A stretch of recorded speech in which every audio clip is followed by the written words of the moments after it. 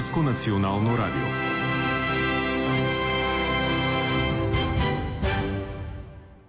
Ще ви дадем точно време от Български институт по метрология.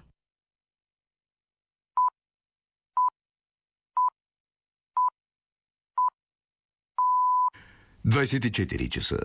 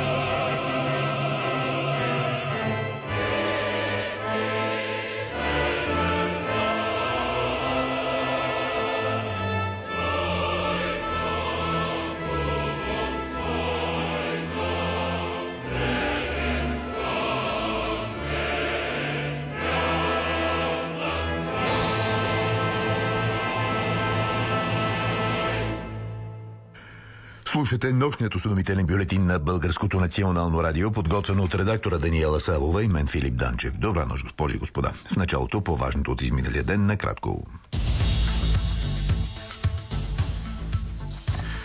Хората с пенсия под линията на бедност от 526 лева ще получат великденски добавки от 100 лева. Служебното правителство отказа да изкупи дълга на Топлофикация София в размер на 1 милиард и 600 милиона лева. Парламентарно представените партии внесоха промени в закона за отбраната и въоръжените сили, с които заплатите на военнослужащите да бъдат изравнени с средната заплата за страната. При руски обстрел в Украйна бяха поразени енергиен обект и гражданска инфраструктура.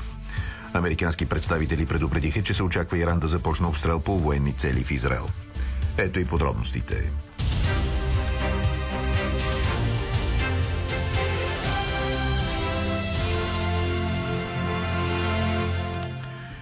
Хората с пенсия под линията на бедност от 526 лева ще получат